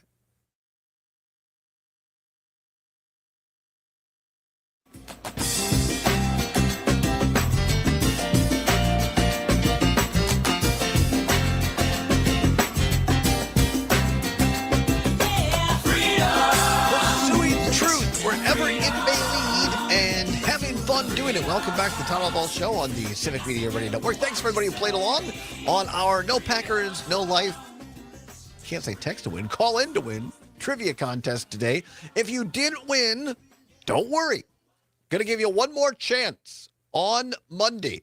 Be listening on Monday in the 3 o'clock hour as we will give one more pair of tickets away to No Packers, No Life. It's a great film. Cannot wait to see it on Wednesday. We're doing our show from there at Waukesha, the Majestic Theater of the Marcus Theaters. We're going to be there. Going to be bringing you more interviews with Ty, with Sean, with Paul, maybe even a couple of former Packers working on that. So we'll see that. That should be a lot of fun. So join us on Wednesday, and you can join us in person if you win the tickets on Monday. So be listening to this coming Monday show. Going to give away 2 more tickets to No Packers, No Life. If you want to assure that you're there, you can purchase tickets at nopackersnolife.com. All together, nopackersnolife.com. Zombers has it up on the Chiron for those watching the stream. You can also find it in our show notes. Yeah, they're $100, but you get really good free food and drink, like don't eat before you go type of thing. Like it's really good food. And then you're going to meet the filmmakers and some of these former Packers. And here's the cool thing. Part of the proceeds are going to go to the Boys and Girls Club of Wisconsin. So check it out. No Packers, No Life for the world premiere event on Wednesday. And then you can buy tickets for the regular showing in Marcus Theaters in Wisconsin by going to marcustheaters.com. It's going to be shown in Southeast Wisconsin along with Green Bay, Madison, La Crosse, and Gurnee, Illinois, and perhaps more theaters coming forward as well.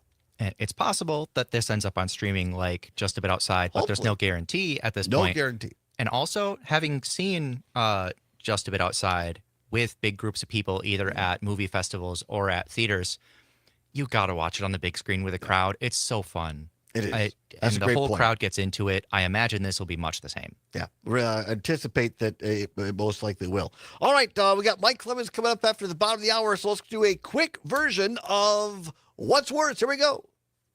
This or that, this or that. Then, of course, the choice is yours. You can get with this. All right, time once again for What's Worse. Nothing to give away, no prize money involved, but it is your chance to have your voice heard in all 10 News, Talk, and Sports Radio Network stations of the Civic Media Radio Network. Category, as Mike Lucas says, timely need. What's worse, losing to Iowa, or as my grandparents used to say, my granddad and grandma Allbaugh, Iowa. Losing to Iowa or losing to Minnesota? 855-752-4842. 855-752-4842. Weigh in.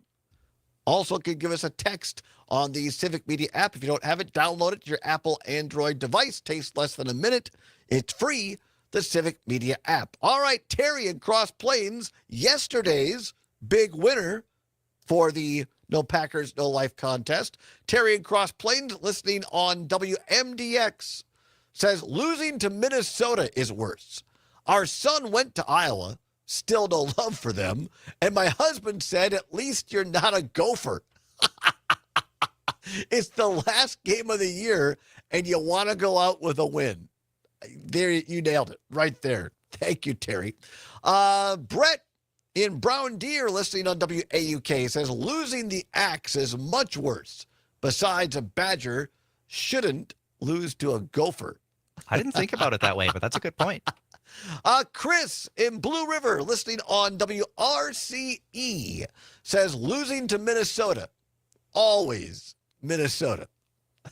You can check him out with Saturdays with Simo, by the way, on WRCO. Great music in the afternoon. If you don't live in Southwest Wisconsin, download the Civic Media app and check Chris out on WRCO on Saturday afternoons as well. Mike in Spring Green, speaking of WRCE, is tuning in WRCE Richland Center. Mike in Spring Green. Mike, losing to Iowa or losing to Minnesota, what's worse? Well, two points I want to make. One, losing to Minnesota is worse because my wife is from Minnesota, so I never hear the end of it. So, and that goes for college or, pro. And then the other question with Iowa, you know why Iowa doesn't have a pro football team, don't you? Why is that? Well, if they did, then Illinois and Minnesota would want one too. Best line of the day. Well, thank you. I appreciate that. Fantastic. I love it, Mike. Thank you so very much. Have a great weekend. On Wisconsin. Heather, first of all, PJ, I guess. PJ on YouTube says losing to Minnesota is worse because it's the battle of the axe. With Iowa, they usually have a tough team, tough team, so it's expected. All right, fair enough. It's been a battle back and forth. Heather, listening on WCFW, the Tap, up in beautiful Eau Claire, says losing to Minnesota is so much worse. The axe game is huge, right? Totally. I think that's absolutely true on that. What's worse, losing to Iowa or losing to Minnesota? Talking to about college sports. Mark in Prairie du Sac says the Packers losing to the Vikes. Our own Chris Casper, a Minnesota fan, takes exception to that and Mike's comments saying skull. Great engineer, great guy. His football allegiance slightly misplaced. But, we'll excuse it this time. We'll excuse it. He's enthusiastic and he's tried and true to his team, so you got to give him that. Losing to Iowa, losing to Minnesota, Zombers, what's worse? I got to go with the crowd on this one and say Minnesota. Because, again, the axe is so, just in the picture we have, the axe is in that picture. And it's a nice physical reminder. Plus, I like when Todd gets to say the Flexters. Roger, listening in Stevens Point on WFHR up in beautiful Wisconsin Rapids. Appreciate your listenership, Roger. He says losing to Minnesota is worse. Can't lose the axe. Iowa stands for I owe the world an apology.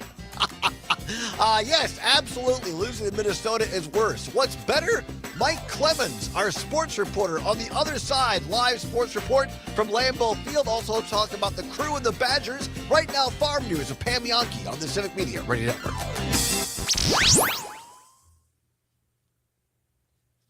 Where biking in the snow is a personality trait. Catch Farm Report updates throughout the day from the Midwest Farm Report, right here on 92.7 WMDX. We talk about milk production right now. We know the U.S. has almost an oversupply of milk, but another thing to look at is what's the milk production come from other places, as that can be a source of exports for us. I'm Ben Jarbo at the Midwest Farm Report, and Jenny Wackershauser, a dairy analyst with Everegg, is here to give a look into what the EU milk production is looking like. Europe, who has a bigger milk shed than the U.S. does, they are about 1.5 times, I guess would be an easy number to say, of their size of milk production versus the U.S. They came back from kind of their August break and holiday season to realize they have a whole lot of milk coming in the door. So for August, the Netherlands was up 4.8% year over year. Poland was up 4.6%. France was up 4.3%, and Germany was up 2.1%. Jenny Wackershauser, a dairy analyst with Everegg, joining us. And coming up next, we'll take a look and see if this spike of milk production from Europe will have any effects on our markets here. The harvest is on, and Wisconsin farmers want to know how they're doing compared to their neighbors. Wiffles Hybrid making a harvest tool available that help you do just that. Steve Quanti is the regional sales manager for Wiffles Hybrid in northern Illinois, southern Wisconsin, and he explains this harvest tool. We offer a farm harvest report. You can go to www.wiffles.com and go to our agronomy page and sign up for that. And then it'll send you reminders that you can go in weekly and enter your progress as far as where you're at and what kind of yields you're seeing.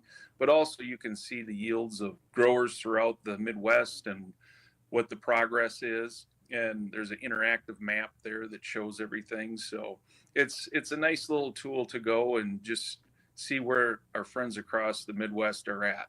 Steve Quanti, Regional Sales Manager with Wiffles Hybrid. Find that tool online, wiffles.com. Welcome back, everybody. I'm Ben Jarbo with the Midwest Farm Report. Now, like I said before, let's see how the dairy markets are looking on this Friday. It looks like that spike in EU production may be having a bit of an effect on our Class 3 prices, with November contracts down 27 cents at $16.37 a hundredweight.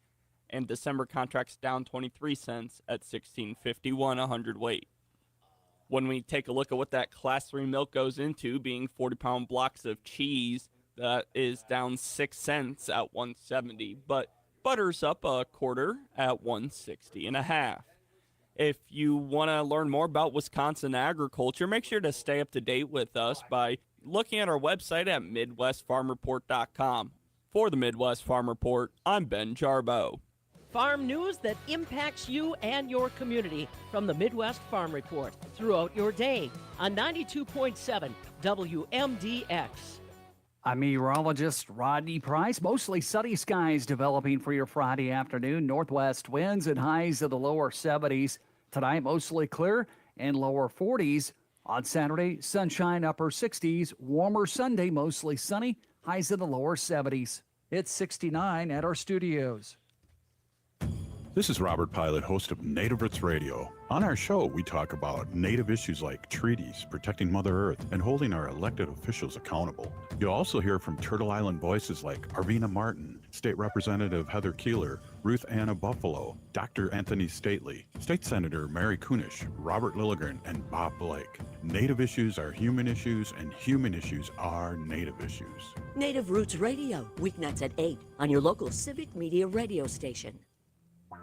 Hey there, Wisconsin. Tom Hartman here. Democracy is not a spectator sport, so join me each and every weekday right here on Civic Media Mike for hear the me? Tom Hartman program, All right, 11 Mike, a.m. can you to hear me? 2 p.m.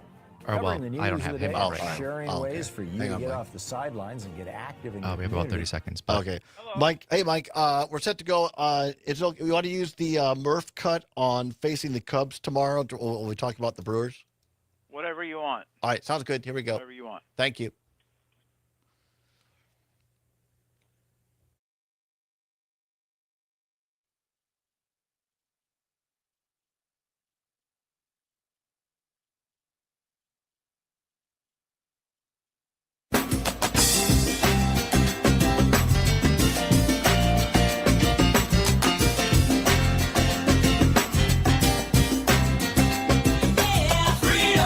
You're listening to the Todd Allbaugh Show, where it's always first and 10 Wisconsin. Welcome back to the Todd Allbaugh Show on the Civic Media Radio. How about that? Many thanks to Mike Mankey for doing a little bumper for us. We'll use that every once in a while. I don't want to overuse that, but I mean that's a voice right there. I mean, now we got Terry Barr introducing us at the top of each hour. We got Mike Mankey doing a little bumper for us. And the other great voice of Civic Media and person behind it, that it makes my day when we get to catch up with him and talk with him. It is our great sports reporter, the one, the only Mike Clemens, the man about town who is always on the road. We find him at Lambeau Field in Green Bay. Mike Clemens, how are you? Hi, Todd. How are you? Not exactly the same voice that we usually hear. How you doing? I'm doing great. It's been you're a road warrior, my friend. Watching the Cubs and Brewers last night. Now you're already up at Green Bay, getting ready for the Sunday game against the Bengals. And boy, it's a busy week in terms of sports for a guy covering Wisconsin sports. Sure has. Disappointed that the Brewers couldn't close the deal last night. And, you know, this sounds like dime store analysis, but, oh, my gosh, how much are the Brewers missing Brandon Woodruff right now? Yeah. And year after, you know, remember when the Brewers used to be a home run slugging team? And then they would get to this point, and then they would come up short because of what? Pitching. Yeah. And years ago, when pitchers used to go 7-8 innings deeper into games, but they were like, you know, 18, 20 game a year winners, I used to say, look, it's the same story, whether it was the Selig's ownership or Mark Antanasio, is that they get all these home runs, they score all these runs, but when they get to the postseason, if they don't have at least two, you know, close to 20-game winners, they're not going to get through a 7-game series or a 5-game series in this instance, and that's exactly, unfortunately, what's happened. And just it sort of became unraveled all of a sudden when Woodruff got in there, and you had Freddie Peralta, and then Quinn Priester sort of locked down that number 3 spot. And so last week, Saturday, was just incredible at the ballpark. Yeah. Incredible. I was talking to Mike Vasallo, the PR director of the Brewers. I said, did you guys have auditions and rehearsals for that crowd? Because he goes, right? I mean, even the Brewers front office was blown away at how impactful the home crowd was last Saturday. And then Charlie Barron's out there, you know, waving the towel to get the crowd going. And the first 3 innings, you know, just amazing. Brewers going up 6-1 and getting that advantage. So then Murph, rather than stick to the rotation, he goes, look, let's do the pitcher by committee thing. Let's use the bullpen on game 2 here at home. And then when we go into the enemy territory, then we'll put in the 25-year-old Quinn Priester, who was at 19 in appearances in a row. Whenever he got on the mound, the Brewers would win. Yeah. It's an incredible summer. That, you know, he'll be our first one, and that we could go 1, 2, 3. Well, you know, they won games 1 and 2. He just gets drilled the other night. He gets 39 pitches, and Murph is out there given him the hook because he'd given up 3 runs and it didn't look like there was any way he could get out of it. And now, I mean, looking at the list, you know, they used Jose Quintana, who'd been a starter. Chad Patrick ain't worthy of, you know, playoff starting. And the Miz, you know, Jacob Mizorowski kind of got in over his head this summer, and they had to put him in the bullpen. He had a great appearance the other night, but you know, and then Freddie gets drilled on you last night. Ian Happ with 2 out, men on first and second base, a 1-1 count, and Freddie Peralta, fastball, but he let it hang just a little bit too much over the middle. Happ drills it out of the park, and the Cubs go up 3-0 right away. There was a fun fact they had last night where they said with that, 32 runs scored in this series by the end of the first inning last night combined, 21 of them in the first inning. That's a new Major League Baseball record. So, again, with this Cubs-Brewers series, don't miss the first inning because you'll miss all the scoring. Yeah, no, that's certainly the case. I know you are the Gaggle and have some audio here. This is Mike the Gaggle, and this is Brewers manager Pat Murphy after last night's game, talking about facing the Cubs, as the Captain Tennille once said, "Do that to me one more time." You guys had the first 2. They've had it the next 2. Going into a winner-take-all Game 5, how do you guys get that momentum back on your side? Yeah, I mean, it's something that you can't force. You know what I mean? Momentum in baseball happens based on what's on the field. You know what I mean? And the Cubs earned it. They had their backs against the wall, and they played great these last 2 games. They pitched great. They played great. They played great defense. They hit in the clutch. They hit homers.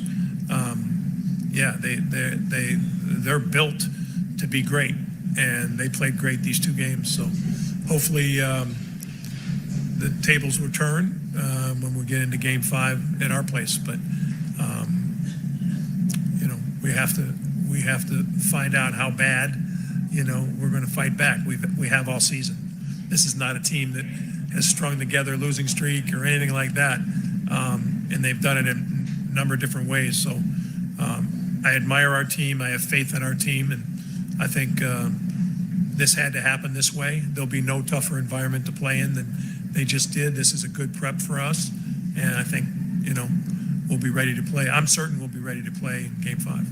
Pat Murphy, manager of the Milwaukee Brewers, after last night's loss to the Cubs, on playing them one more time for all the marbles in terms of the NLDS on Saturday. You can hear that game across many of our Civic Media stations. Pre-game show at 6:30. First pitch just after 7 o'clock. Mike Clemens, our sports reporter, is on the phone live from Lambeau Field in Green Bay. But Mike, one more, just the final point on this Brewers thing. You're in the clubhouse a lot. You're up in the reporters row. You've seen these guys up close. I'm going to speak as more of a fan, and you tell me whether I'm completely off base. I know you'll give me an honest answer.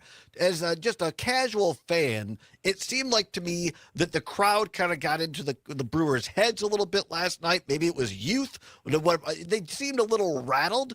And I don't know why. I feel good with them coming back to AmFam tomorrow night. I feel like they can do it.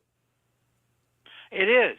And, you know, and that's what they're talking about, the momentum swing. And then by about the second or third inning last night, the Cub fans are chanting, "Freddie, Freddie," right, yeah, getting into his head, getting into Freddie Peralta, your ace starting pitcher of the Brewers, when he's on the mound. Yeah, no, you know, atmosphere seemed to have played a part of it, and certainly with Quinn Priester, and the night before, a kid who's 25 years old, just turned 25 this summer, actually last month, who grew up 20 miles from Wrigley Park. You know, he grew up watching these Cubs. Yeah. He was at the World Series when they won it in 2016 as a young teen with the family. So you know, maybe that will help. You know, a game tomorrow at AmFam, but man, you know, it's like the Cubs batters though have now figured out the Brewers bullpen, and when, you know, Happ gets his hits, you know, and Pete Crow Armstrong, when those guys are connecting, and then Brad Keller, their closing pitcher last night.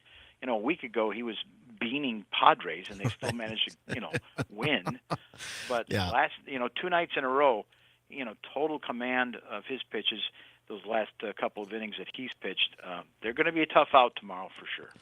Cubs at the Brewers tomorrow, again, 6:30 for pregame, just after 7 o'clock for the first pitch. You can hear it in Richland Center, Oshkosh, Park Falls, and Hayward tomorrow on the Civic Media Radio Network. Mike Clemens, our sports reporter, on the phone. Quickly, Mike, to the NBA. I can't believe we're already talking about the NBA. They beat the Pistons last night.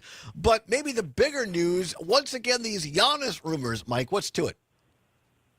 You know what? There's some solid reporting this week. And, ESPN and their insider Shams, put out a story there in August, and it got, downplayed. And, you don't see Giannis denying this stuff, even if he's off the clock, over in Greece, playing for the Greece national team. You don't see him debating this stuff or denying it on social media. And then, the bottom drops out this week. They put out a whole timeline where they say, okay, so the Bucks get into the playoffs. Damian Lillard has a torn Achilles. Their season ends up being over. And then in June and July, John Horst goes to work, and he reinvents the team. Let's think about this. A year ago today, the Bucks team would have consisted of Giannis, waiting for Chris Middleton to come back, Brook Lopez. Those guys are gone, right? Yeah. Damian Lillard with the torn Achilles, they release him. And then Horst pulls off this tremendous trade where he gets Miles Turner away from your competitors, the Pacers, and rebuilds that roster, and it also brings back the guys that they were peppering in throughout last season. And the Bucks seem to think that Giannis said, oh, okay. And then in August, he changes his mind. So Horst flies to Greece and meets with him one-on-one with Giannis and his agent. And Giannis says, what would it take for me to go to New York? Yeah. As a destination. He's not interested in Houston. He's not interested in some of these other teams that might have been interested in him. The only problem is that the Knicks, they gave up all that capital for Mikal Bridges, the 29-year-old that took Villanova to the national championship a couple times when he was in college. And they've given up 4 or 5 of their first-round picks. They just paid him a 4-year deal, $150. So the word is that maybe by February 1st, there's a 4-day window where Bridges would be allowed to be traded to another team if, maybe Horst comes up with some 3-way deal. In the meantime, I think what will happen is Giannis is locked in. He will give you 110%. They'll see how this season goes and how this team plays out. And then maybe by February, they'll make a final decision on where he's going to go next. Hopefully he can stick around Milwaukee. I just can't imagine the Bucks without him, but as you know better than anybody else, that's professional sports. All right, 3 minutes left. I want to get to both of these things. Badgers hosting the Hawkeyes tomorrow night, and the Packers against the Bengals Sunday afternoon at Lambeau Field. 3:25. You're taking on Joe Flacco, who you just played a couple of weeks ago as the fill-in veteran quarterback for the Browns, and they won 13-10 in that. Then, he kind of falls out of favor with the Browns, and so they bench him. They play a game in London against the Vikings. He and his wife make the flight back. They're full of jet lag, and then they get a call from the Browns saying, "Hey, we just traded you to the Bengals," and they've got a car to pick you up here in Cleveland. So he drives down there, and he's got 4 days to learn the Bengals offense. So that's going to be an interesting experiment to see. But Flacco's, 40 years old, 18-year veteran, and he's just got to kind of learn. He knows the plays. He's just got to find out what their terminology is. But he's got 2 great weapons with Jamar Chase and T. Higgins, those 2 great receivers. So that'll make it a game, for the Packers on Sunday. Packers, though, their kicker, Brandon McManus, he's warming up on Wednesday's practice, and all of a sudden he feels a tweak in his quad, in his kicking leg, in his thigh. So he's maybe kind of questionable. We're waiting for the injury report to come out today, but they had to bring in Greg Joseph and some other kickers to take a look at for workouts, just in case they need a backup. All right, so again, Packers can be heard on many of our fine stations. 1 o'clock on the broadcast start, 3:25 or thereabout for the kickoff from Lambeau Field. You can hear it in WRCO Richland Center, CQM in Park Falls, RJN in Kenosha, WAUH in Watauga. Mike, less than a minute left. Anything I haven't asked you want to get in? No, just you'd like to see some progress from the Badgers tomorrow night at Camp Randall when they host Iowa, or as Grandpa Allbaugh would say, Iowa, the Iowa Hawkeyes. He used to say that. Iowa. I'm really hoping they can get a win, the Badgers. I have a weird, I feel it's going to be like a 17-16 Hawkeye win, but I hope not. Let's make it a happy homecoming weekend All right. in Madison, right? Absolutely. We're going, Zombers and I. All right, Mike, thanks so much. Appreciate you. Have a great weekend. Appreciate you, my friend. Thank you, boys. All right, thank you, Mike Clemens, a great sports reporter from Lambeau Field. Come on back. We'll wrap it up next. Connecting audiences, powering brands. This is Civic Media. Learn more at civicmedia.us/advertise.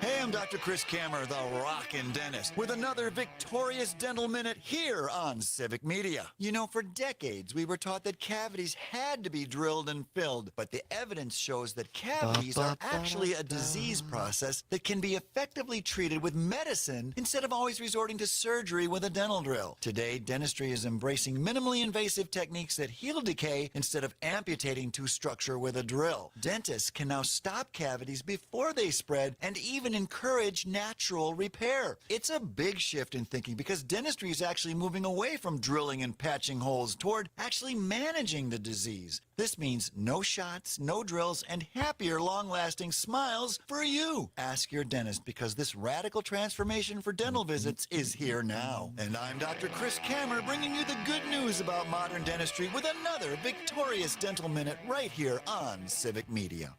You're listening to the American Democracy Minute, keeping your government by and for the people. The Trump administration confirmed in September it is sharing driver's license and Social Security information among federal and state agencies from a massive database of personal and voter data. A class action lawsuit by voters and pro-voter groups has been filed to stop it. Since May, 38 states have received requests to turn over voter registration and voting records, according to the Brennan Center for Justice. As of October 1st, the only state to have complied is Indiana. 8 states which refused to comply have now been sued by the Trump Department of Justice. The administration reportedly repurposed an existing U.S. Citizenship and Immigration Services database for verifying immigration status called Systematic Alien Verification for Entitlements, or the SAVE system. NPR reported in September that the immigration status of 33 million voters had been checked using the database. The new lawsuit contends, quote, Congress passed the Privacy Act of 1974 specifically to prevent the government from creating formal or de facto national databanks or centralized federal information systems that would consolidate sensitive personal information of Americans stored at separate agencies, unquote. The voters and groups are asking the court for an injunction prohibiting the administration from using personal data not allowed by the Privacy Act. We've linked the complaint from AmericanDemocracyMinute.org. I'm Brian Beal. Here's a dose of reality. Driving under the influence of prescription painkillers is just as illegal and just as deadly as driving Gracias. In Yeah, fact, listen to this there are guy. nearly Don't drive 2,000 while you're high on drug-related crashes Vicodin. every year in Wisconsin. Help That's prevent what drunk the driving PSA and is let's achieve saying. zero preventable Yeah, it's like deaths on driving Wisconsin roadways. while under the influence of prescription painkillers wanna is just as illegal as whatever.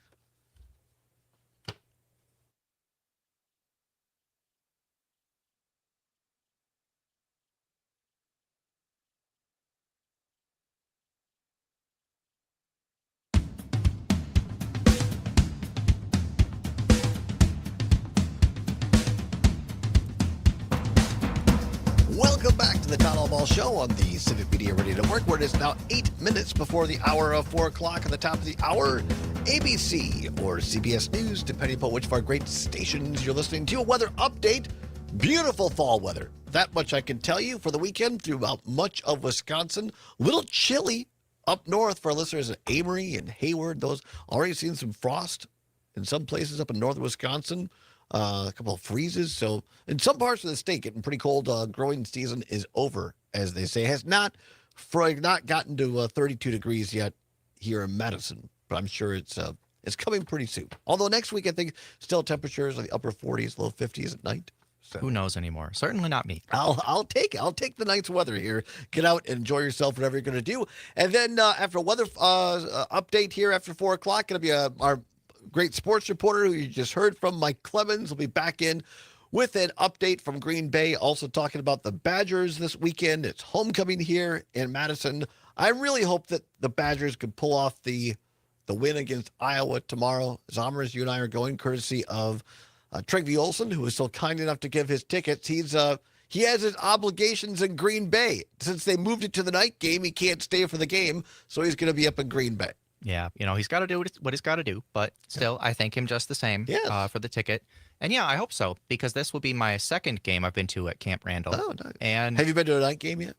Yes, it was a night game. It was the season opener this season, right. and we did not do so well that game. Well, let's this year or last year? This year. Only one. Yeah, but it was not pretty. All right, well, I'll take an ugly win over Very a true. pretty loss. Very true. So anyway, we got the Wisconsin Badgers hosting Iowa tomorrow here at Camp Randall. Of course, we got the Game 5, Brewers hosting the Cubs, 6:30 pregame, 7:08 for the first pitch on many of our stations. And then on Sunday, you got the Packers against the Bengals at Lambeau Field. So all of that, or is it at Cincinnati? On my note, it says at Cincinnati. So maybe I got that wrong.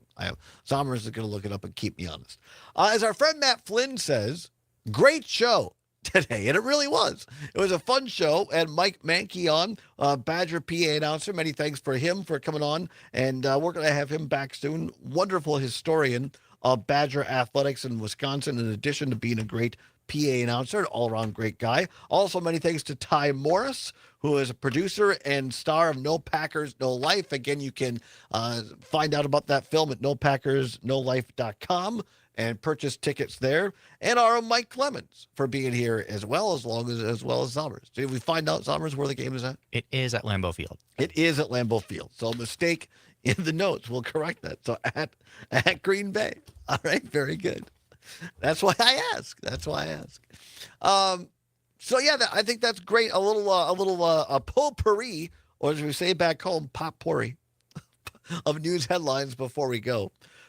Been talking a lot of sports today. That's fine. If you didn't watch the LA Dodger Philadelphia Phillies game last night, wow. It ended in the 11th inning. In the bottom of the 11th inning, when relief pitcher for the Philadelphia Phillies, Orion Kirkering, was on the mound. And instead of throwing, it was a infield blooper. And instead of picking up and throwing it to first base, which would have gotten the out and ended the inning, he panicked, basically. And to his credit, he faced the press after this and said, I messed up. And he threw to the home plate while his catcher was pointing to first base, and the ball went over the catcher's head, and the Dodger runner scored on an error. That's how the game ended. That's got to feel bad. That's how the Dodgers got into the championship series, was on an error by the Philadelphia Phillies pitcher. I can't imagine, but to his credit, many of his teammates came over to him right away, the Phillies teammates, and consoled him, and his manager stood behind him, and the kid faced the press afterwards. We can't play it because he used some colorful language, and I didn't get it to Zommers in time to clean up. But Orion Kirkering, credit to him for facing the press, for taking the responsibility, and I hope that Philadelphia Philly fans do not let this one incident define him as a pitcher, or certainly as a person. We all mess up. Some things just happen. I think it should define him as a person in that afterwards he took responsibility and was like, yep, I messed up. Yeah, absolutely. So shout out to him. Also, Barry Weiss, remember her? The creator of the Free Press online publication, only been around about 4 years, just sold it to Skydance Paramount, i.e. CBS, for $150 million. Well, we'll have more on this next week. She just had her first big meeting with CBS News people. And this is real. As reported by Semaphore and Wired, Barry Weiss is copying Elon Musk and asking everybody at CBS News to send her a memo of what they did last week. Because it worked so well for Elon. So that's what people at CBS News are dealing with. I mean, Well, again, we'll get into it more next week. What is it with people now? Like, what did you tell us what you did? What do you do? Very office space. So tell us what it is exactly you do here. Yeah, absolutely. So we'll talk more about that next week. Also, Sean Duffy from MTV's Real World in northern Wisconsin, most recently our Secretary of Transportation, he posted something a day or two ago. Pat Kreitlow, our friend and colleague of Mornings with Pat Kreitlow, he put this out there that Sean Duffy is making fun of, or like they tore up an LBGTQ crosswalk flag, and Duffy's all excited about it. I've got some photos and some posts from his Real World days in his underpants, and I don't know. I think he protests a little bit too much, Sean Duffy. But we'll talk about that next week as well. Hey, been a great show, great week. Get out, enjoy the weekend with your family and friends. Touch grass, as the kids say. If you don't do that, we're cooked. Whatever you're fighting for, whatever you believe in, do not give up. Keep banging your drum. We'll see you on Monday. Maggie's next.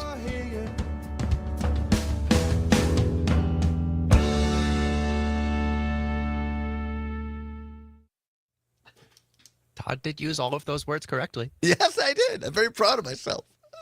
All right, we'll see you next week. See you later. Adios.